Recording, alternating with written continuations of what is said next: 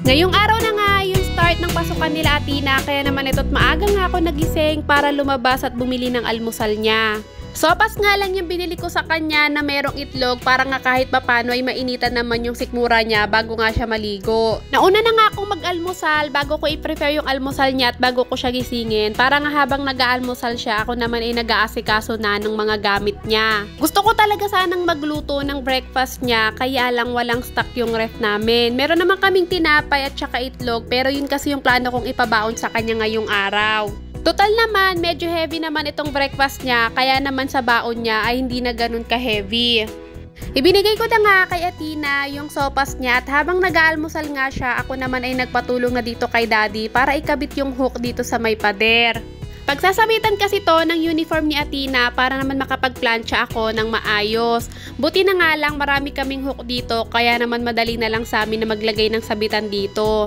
Adhesive hook lang naman to mga mamis kaya hindi na namin kailangan gumamit ng barena. Hindi ko kasi na-plancha yung mga uniform niya bago ako matulog kasi nga maaga ako nakatulog. Kaya naman ngayon, mas inagahan ko nga yung gising ko para mas makakilos pa ako ng maayos at hindi ako nagmamadali. Alas 4 pa lang talaga ng madaling araw ay nagising na ako dahil nga umuwi si Daddy galing trabaho. Nung nakabit na nga ni Daddy yung hook, sinampay ko na nga itong isang uniform ni Athena at nagsimula na nga ako magplancha. Nasabi ko nga sa inyo na first time ko lang bumili ng gantong klaseng plancha at first time ko lang din talaga makagamit ng ganto kaya naman nangangapa pa ako. Nung una nga'y kinakabahan pa ako kasi nga natatakot ako baka masunog ko na naman itong uniform ni Athena. Pero nung nagamay ko na nga siya mga mamis, natuwa nga ako kasi isang hagod lang nawala agad yung gusot dito sa uniform ni Athena. Mas okay nga sa akin yung gantong klaseng plancha mga mamis kasi nga hindi na ako nahihirapan yumuko every time magka-plancha ako ng uniform niya. Mas okay sa akin yung gantong pwesto na nakatayo kasi nga hindi nahihirapan yung tubo sa loob ng katawan ko. Medyo nakakangalay nga lang kasi nga may pagka-heavy duty itong gantong klaseng plancha. Natutuwa ako mga mamis kasi sobrang dali ng trabaho ko ngayon pagdating sa pagka-plancha ng mga uniform pati na rin ng palda niya. Nung una talaga mga mamis, nagadalawang isip pa akong bilhin itong plancha na to. Naisip ko kasi hindi naman ganun kagusutin yung mga uniform ni Athena kaya okay lang kahit di ko na planchahin. Nasa 600 plus kasi yung regular price neto mga mamis, parang pa 700 na siya pero nung nakita ko nga na nag-sale siya, ayun hindi na ako nagdalawang isip na i-check out nga siya. Nabili ko lang to ng 400 plus o diba ang laki din talaga nung naging discount ko kaya naman napa-check out na ako kahit ayoko. Total naman, magagamit ko din naman talaga to sa mga uniform ni Athena at bukod doon, magagamit na din to ni Daddy sa mga polo niya na gusot. Natapos ko na ngang planchahin yung isang uniform niya, sinunod ko naman itong palda niya. Hindi ko na lang muna pa-planchahin yung isang uniform niya kasi kailangan ko na mag-prepare nung kanya namang babaunin sa school. Ang maganda rito sa plancha na to mga mamis, kusa siyang tutunog kapag wala ng tubig yung pinakalagayan. Kaya kahit hindi mo i-check yung lagayan sa pinakalikuran niya ay okay lang kasi nga kusa naman siyang tutunog or magbabibrate kapag wala ng laman. Natapos ko na nga rin planchahin yung kanyang palda, dito naman rin ako sa kusina para naman magluto na nung kanyang babaunin sa school. Ang ipapabaon ko nga lang sa kanya ngayon ay egg sandwich kasi yun din naman yung request niya.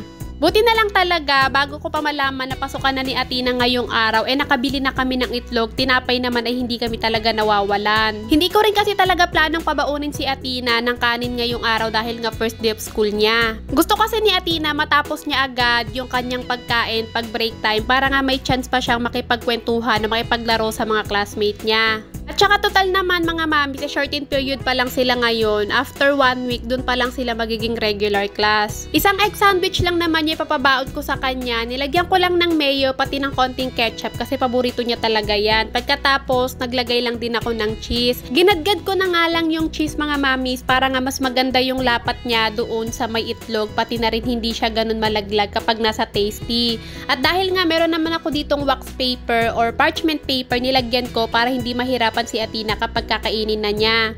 Meron ako nabiling lagayan ng sandwich mga mamis. Pa-cute niya. Isa lang yung binili ko kasi nga pwede naman na to at isang sandwich lang naman yung binabaon ni Athena every time na magbabaon siya ng ganto. Nailagay ko na nga yung sandwich doon sa kanyang baunan at sa kanyang panulak naman, tamang tubig-tubig lang muna siya mga mamis. Pinagbabaon naman namin siya ng juice sa school pero sobrang dalang. O di naman kaya kapag exam nila, dahil 2 days lang naman lagi yung exam nila, pinapayagan ko talaga siyang magbaon ng juice. After ko naman mag-prepare nung kanyang babaunin, si Athena naman nakaligo at nakapagbihis na nung kanyang uniform. Yes, mga mamis, pinapaligo ko na ngayon si Athena kasi dati nung grade 3 at grade 4 siya, madalas napapansin nyo na bakit hindi naliligo si Athena tuwing papasok sa school.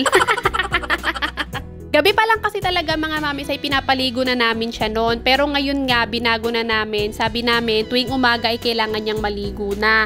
Napakatagal kasi ni Athenang maligo mga mamis. Kaya gabi pa lang ay pinapaligo ko na siya. Para nga pagdating ng umaga ay hindi kami nagagahol sa pag-aasikaso niya. Pero ngayon nga, na grade 5 na si Athena, ang sabi namin sa kanya, kailangan niya lang maligo ng umaga.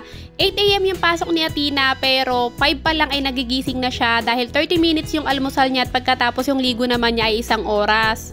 Mas okay na din yun mga mamis kesa naman maghahol kami sa pag-aasikaso niya. Hindi ko kasi talaga alam sa bata na to kung ano bang ginagawa sa CR, bakit napakatagal niya laging maligo. Eto at naipitan ko na nga siya, hindi pa nga dumarating yung in-order kong ipit niya dahil meron talaga sana siyang request na ipit. At pagkatapos hindi pwedeng kalimutan ang sunscreen, powder, pabango at syempre hindi pwedeng kalimutan ang kanyang lip balm para nga hindi dry yung kanyang lips kapag nasa school siya. Sobrang excited nga ngayong araw si Athena mga mamis kasi finally daw ay makikita niya na ulit yung mga classmates niya.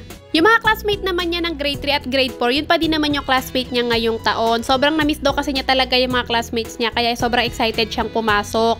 Sa totoo nga lang, 7 AM pa lang gusto niya na magpunta ng school pero sabi namin sobrang aga, baka naman mauna pa siya sa teacher niya.